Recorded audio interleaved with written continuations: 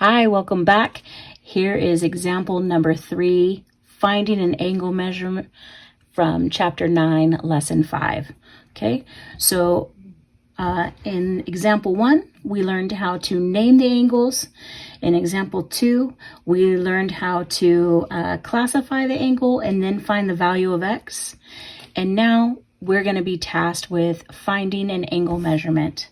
Okay, so here we have this big old, looks like a big old mess, but trust me, it's gonna all work out. Okay, so we are being tasked with finding the measure of angle XZW. Okay, so that's our job. Our job is to figure out this angle measurement right here. Okay, so we have to look at this whole picture and say to ourselves, what do we know? What do we know?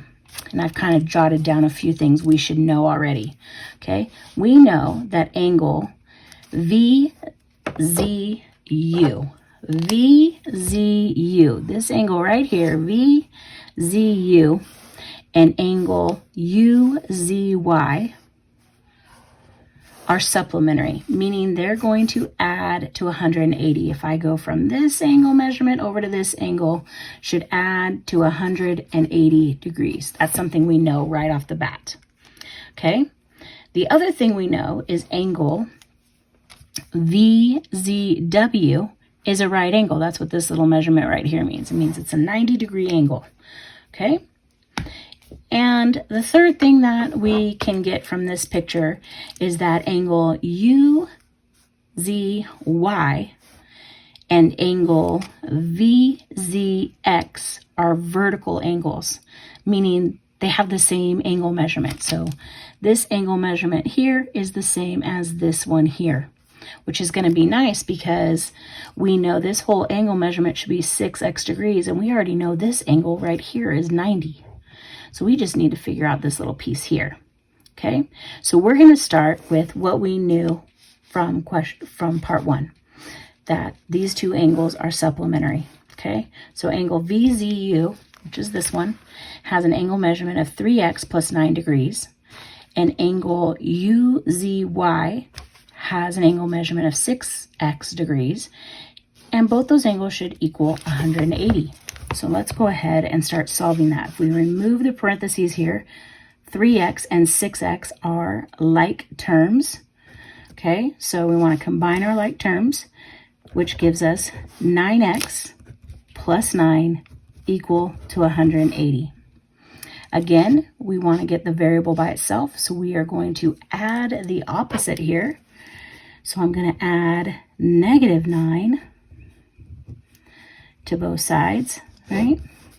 Get that to zero out, and we end up with 9x equals, and if I subtract this here, that's going to be 171. Okay, so we get 171. And the last thing we want to do, we want to undo this multiplication. So we divide both items by 9, okay, giving us x equals 19. Okay, so now we know that x is 19. All right, so that's going to help us. So if we take this value of x and substitute back in, we'll figure out this angle measurement and this angle measurement. Okay, and we'll double check to make sure that they're going to add to 180. Okay, so I'm going to do that over here. So 3x plus 9, I'm going to plug in 19 for x, okay, and 3 times 19 is 57, and 57 plus 9 is 66, okay, and this angle here is 6 times 19. 6 times 19 is 114. And when you add those two together, it equals 180 degrees. So we did something right. So now we know this angle measurement here is 66 degrees, and this angle measurement here is 114 degrees.